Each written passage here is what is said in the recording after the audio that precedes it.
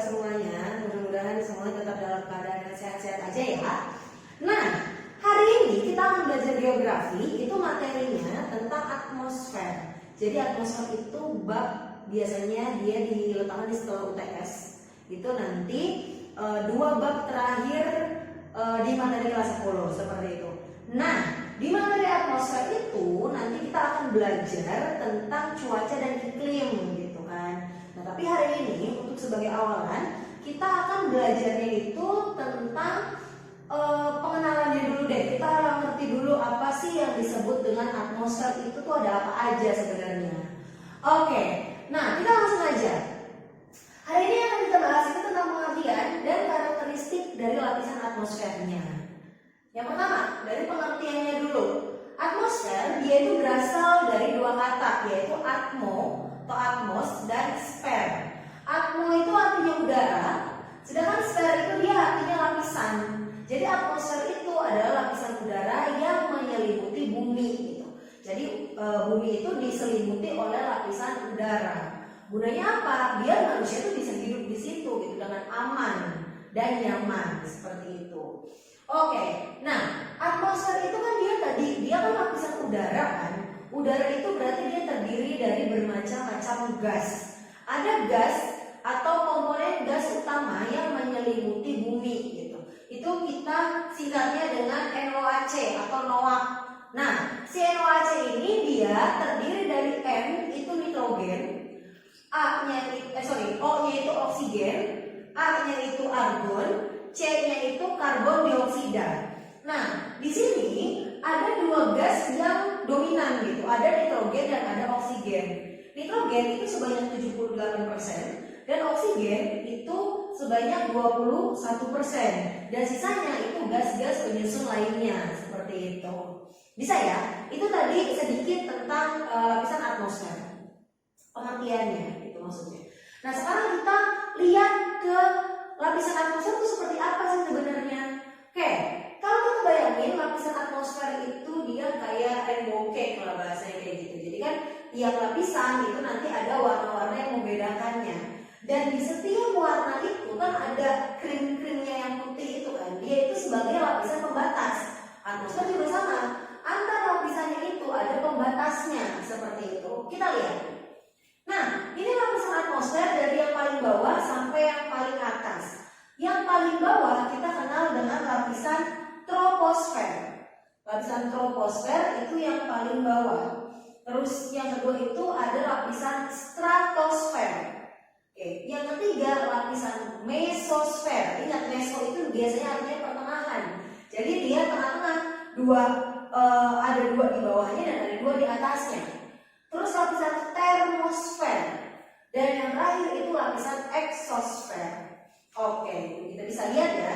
Di situ kakak tulisan ketinggiannya juga, tapi ketinggian ini dia nggak mutlak. Setiap buku itu biasanya punya referensi masing-masing seperti itu. Oke, nah sekarang kita lihat apa sih makna gambar ini apa gitu.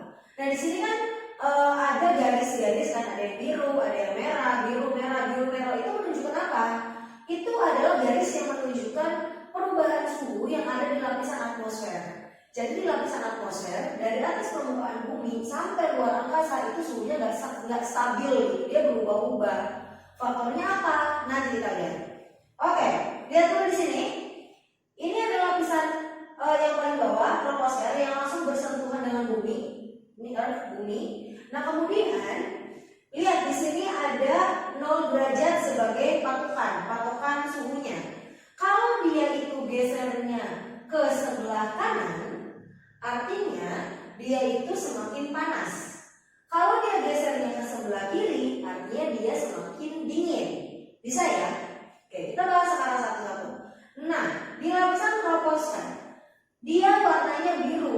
Dari yang wilayah panas, semakin ke atas dia menunjukkan suhu yang semakin rendah menuju ke suhu yang dingin. Jadi karakteristik lapisan troposfer itu semakin ke atas suhunya semakin dingin. Itu sesuai dengan ini nih, aku udah tulis di sini. Ada patokannya, setiap naik 100 meter suhu itu turun 0,6 derajat Celcius. Kenapa bisa seperti itu nanti kita bahas. Nah terus yang kedua, di lapisan stratosfer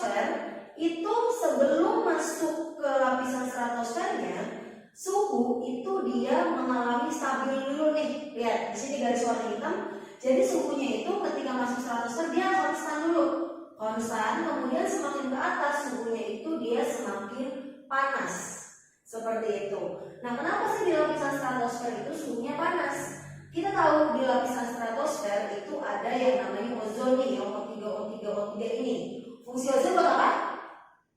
Oke, fungsi ozon itu kan dia untuk melindungi bumi dari sinar ultraviolet. Jadi si ozon itu akan memfilter sinar ultraviolet tersebut sehingga sinar ultraviolet atau sinar mataharinya itu aman ketika memasuki lapisan bumi gitu kan. Nah, si ozon ini fungsinya untuk menyaring sinar UV-nya. Sinar UV kan sebenarnya panas. Jadi ketika dia masuk ke lapisan stratosfer itu ditangkap nih sama ozon-ozonnya. Makanya lapisan ozon ini dia suhunya akan lebih panas dibandingkan dengan lapisan yang lainnya. Kemudian, kenapa yang atas itu dia paling panas? Karena kan lapisan atas ini dia yang pertama kali ketemu sama sinar UV kan. Jadi ketika sinar ultraviolet masuk ke lapisan stratosfer, sebelah sini deh. Ketika sinar matahari masuk ke lapisan stratosfer, dia itu akan mulai disaring nih sama ozon-ozonnya. Jadi dia disaring, lama-kelamaan lama-kelamaan sinar ultravioletnya itu akan semakin bersih lah bahasanya. Jadi semakin ke bawah penyaringannya itu akan semakin sedikit dan suhunya itu akan lebih rendah seperti itu. Sampai sini ngerti ya? Oke. Nah, selanjutnya yang ketiga itu ada lapisan mesosfer. Lapisan mesosfer, ingat aja, mesosfer, meteor. Nah, ini kan ini gambar meteor nih ceritanya. Nih, meteor. Mesosfer, meteor. Nah, mesosfer, meteor. Lapisan mesosfer itu adalah lapisan di mana meteor itu melebur ketika memasuki lapisan tersebut. Oke, kenapa dia bisa melebur? Jadi kan si meteor ketika pertama kali memasuki lapisan atmosfer bumi dia sudah mulai terbakar tuh. Nah, di lapisan mesosfer yang suhunya itu paling dingin di antara lapisan lainnya, disitulah si meteor itu akan habis seperti itu. Gitu. Jadi lapisan mesosfer yang dingin tadi membantu peleburan dari si meteornya. Karena ketika panas ketemu sama dingin dia akan lebih cepat melebur gitu, lebih cepat hancur. Jadi meteor itu akan melebur di lapisan mesosfer seperti itu. Oke, bisa ya? Nah, terus kalau ditanya, kenapa lapisan mesosfer itu kok bisa dingin banget gitu? Nah, itu karena gas yang ada di lapisan mesosfer itu adalah gas yang sulit untuk menyerap panas matahari. Jadi ketika sinar matahari masuk ke lapisan atmosfer bumi, di mesosfer itu tidak banyak ditangkap sama si udaranya, sama si partikel udaranya. Jadi partikel udara mesosfer itu cuma ngelewatin doang sinar mataharinya, nggak diserap sama dia gitu. Makanya dia nggak panas gitu. Bisa ya? Nah, kita lanjut ke lapisan berikutnya. Ini lapisan warnanya merah. Dari yang tadi dingin banget, terus dia naik sampai ke suhu yang panas banget gitu. Kenapa bisa seperti itu? Ingat-ingat ya. Ini namanya termos. Termos tadi buat nyimpan air panas kan? Gitu. Jadi termosfer itu adalah lapisan yang paling panas dibandingkan dengan lapisan-lapisan yang lainnya. Kenapa dia bisa lapisan yang paling panas? Karena di lapisan ini ada yang disebut dengan lapisan ionosfer. Ionosfer itu adalah lapisan ionisasi gitu. Lapisan ionisasi gunanya apa? Dia untuk memantulkan gelombang radio gitu. Jadi karena ada proses ionisasi, makanya lapisan termosfer itu panas banget seperti itu. Bisa ya? Itu tadi dia lapisan termosfer yang panas. Termos panas, ingat. Yang terakhir itu adalah lapisan eksosfer. Dia lapisan terluar. Jadi eksosfer itu adalah pintu masuk, bahasanya pintu masuk benda asing ke atmosfer bumi gitu. Makanya dia nggak terbatas di situ, batasannya sampai jagat raya gitu, atau disebut dengan geostasioner tadi ya. Gitu. Jadi itu adalah lapisan atmosfer dari yang paling bawah, dari yang dekat sama permukaan bumi sampai yang paling atas. Sampai sini bisa ya? Oke. Nah, terus kalau misalkan ditanya, Kak, itu ada tropopause, stratopause, mesopause itu apa? Ingat, pause. Kalau kamu nonton film terus kamu pause, itu artinya kan berhenti dulu kan. Nah, yang ada pause-nya itu adalah batas antara satu lapisan dengan lapisan yang lain. Kayak tadi contohnya di kue itu kan yang krimnya itu pembatasnya tuh gitu kan, karena dia memiliki sifat yang berbeda-beda makanya di situ ada batasnya, batas karakteristiknya. Antara troposfer dengan stratosfer kita ambil yang nama bawah, jadi troposfer stratosfer namanya tropopause. Oke. Stratosfer mesosfer nama bawah lagi berarti stratopause. Terus mesosfer termosfer nama bawahnya lagi mesopause. Terus termosfer exosfer itu berarti thermopause. Oke. Bisa ya? Itu tadi dia lapisan atmosfer dari yang paling bawah sampai yang paling atas. Oke, nah selanjutnya setelah tadi kita udah belajar tentang lapisan atmosfer, kita akan menggali lebih dalam tentang lapisan-lapisan atmosfernya nih, kita bongkar satu-satu. Yang pertama itu adalah lapisan troposfer. Lapisan troposfer tadi yang paling bawah ya.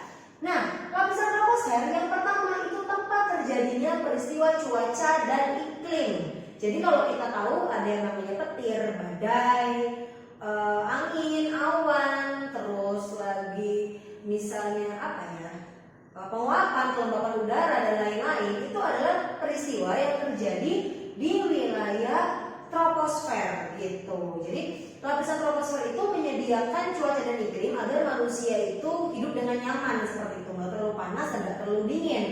Nah, yang kedua, ketebalan di ketebalan di troposfer itu berbeda-beda. Di wilayah khatulistiwa ketebalannya itu lebih besar daripada di wilayah kutub. Kenapa bisa kayak gitu?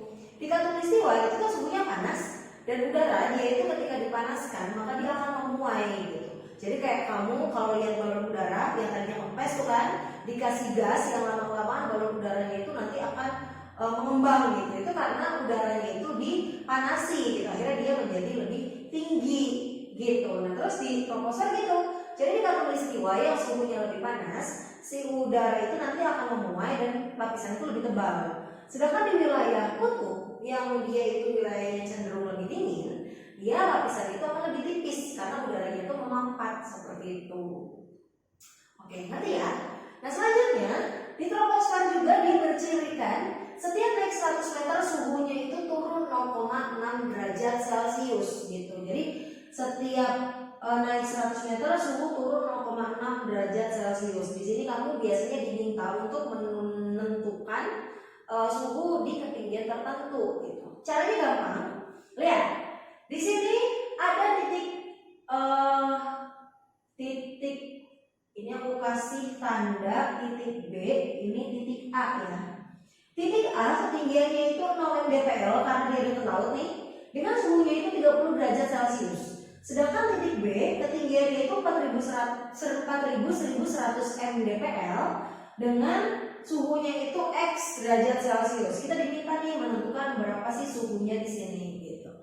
Ingat tadi ya, setiap naik 100 suhunya turun 0,6. Jadi ketika ini naik 100 misalkan di sini di 100 mdpl suhunya akan turun 0,6. Berarti di sini kan 30 kurang 0,6. Naik 100 lagi kurang lagi 0,6, naik 100 lagi turun lagi 0,6. Maka kita bisa menuliskannya itu dengan seperti ini. Suhu X sama dengan T0 atau suhu awalnya dikurangi tadi selisih ketinggian dibagi 100. Jadi selisih ketinggiannya itu dari ketinggian yang paling bawah sampai yang paling atas. Kemudian dibagi 100. Tujuannya apa? Biar tahu kita naiknya itu berapa kali gitu. Kalau mau dihitung kayak tadi kan bisa tuh, tapi kan lama. Jadi kita hitung aja selisih ketinggiannya berapa dibagi sama 100 biar tahu berapa kali naiknya. Yang kemudian setiap kali naik itu kan bernilai 0,6 derajat gitu. Oke, sampai sini ngerti ya? Jadi coba kita hitung. T0 itu kan di sini berarti suhu X sama dengan T0-nya itu kan 30 derajat dikurang